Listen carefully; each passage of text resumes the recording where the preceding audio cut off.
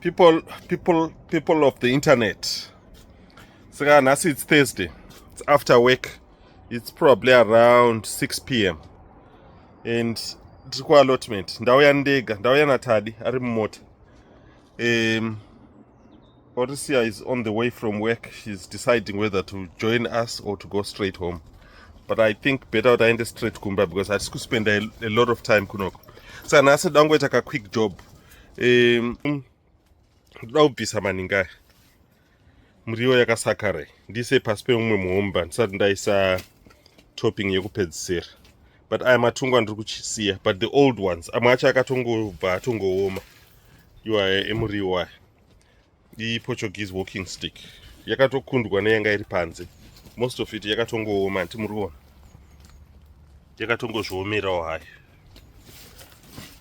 Saka yakakundwa neiyaya iri panze yandakafugunura. Handisati ndapedza kuibvisa, ndakamboisiya because inenge nemashizha anoti dyikei, but knowing vanhu vacho havadi miriwo yati garisei, saka kubva ichatongobva hayo anyway. Kubva ichatongobva hayo. It's like uyu, nothing can really be consumed kubva pamuriwo uyu because wasakara, wachembera. Asi iwo unoshanda imo mucompost. Saka chabvisa zvese.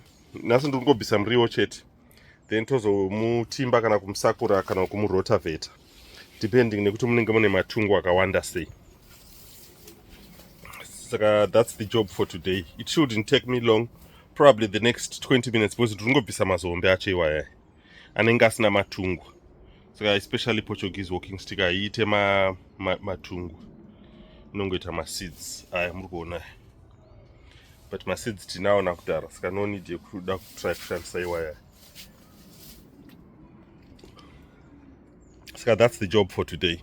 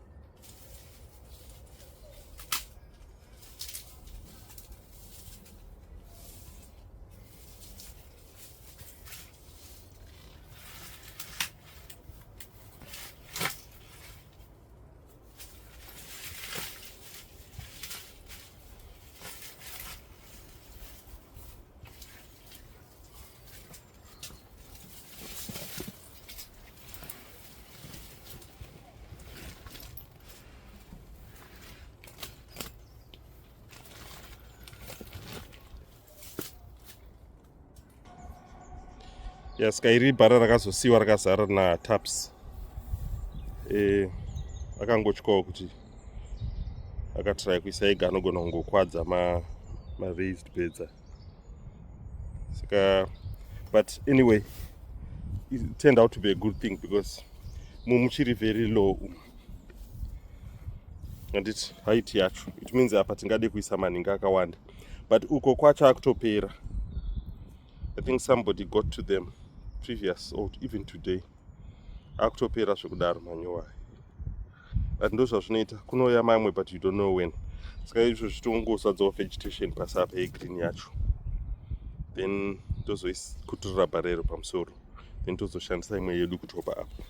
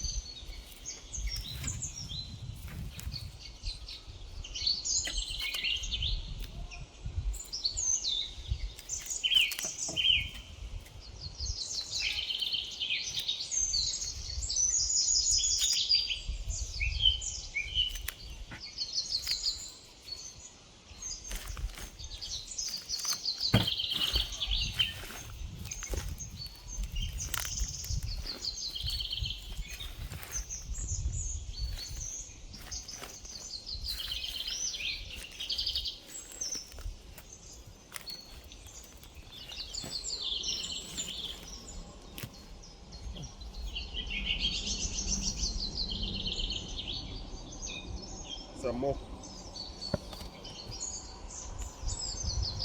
I have to need more because this is not enough. And ndinotora mamwe. Skanda decide kuya kuzokokotedza kunoko. Ndongotorawo zvinhu zvandenge ndangokwanisa kuwana. But yakanyanyisa kuita mauswa. Manyowa acho mashoma ipapa. But ndongotora zvandenge ndakwanisa kutora.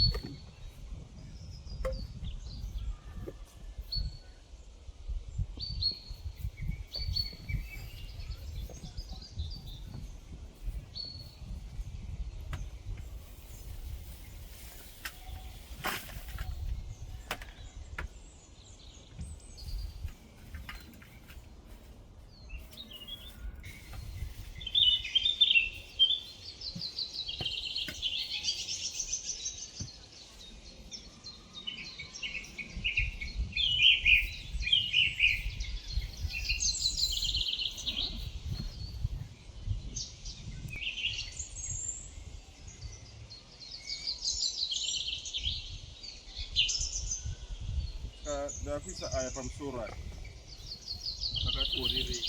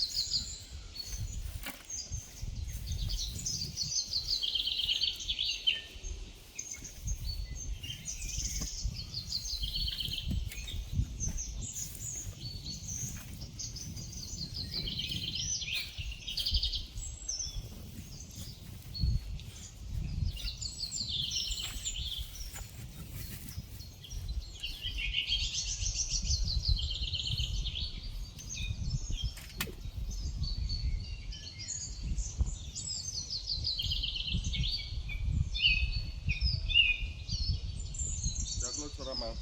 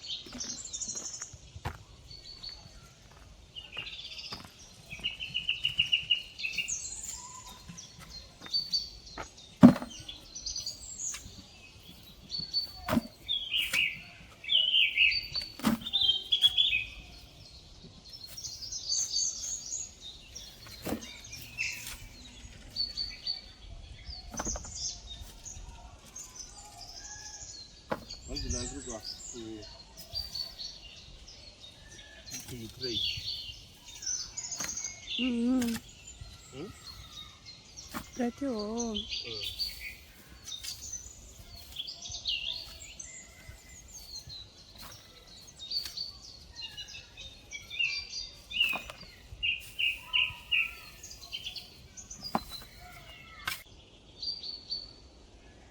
Saka ndo patasvika muomba yedu yazara, kwangosara last layer. Saka pamusoro taisa aya yakatiomei, I think kwati dokei, saka hazvichanyatsooneka hazvo, but next time ndokurakidzai takuisa final layer yecompost chacha iri fine, then tinenge takutodyara. But it takes a lot to fill them, but once they are full like this, inenge yango top up every year, and inenge isina kumbonyanyowanda top up yacho.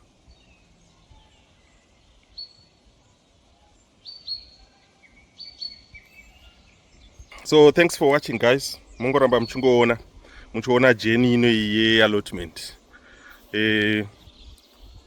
So far zvinhu progress according to plan. It's not every day atinogona kuya kunoko, but patinouya pacho unongoona progress kaunenge waita.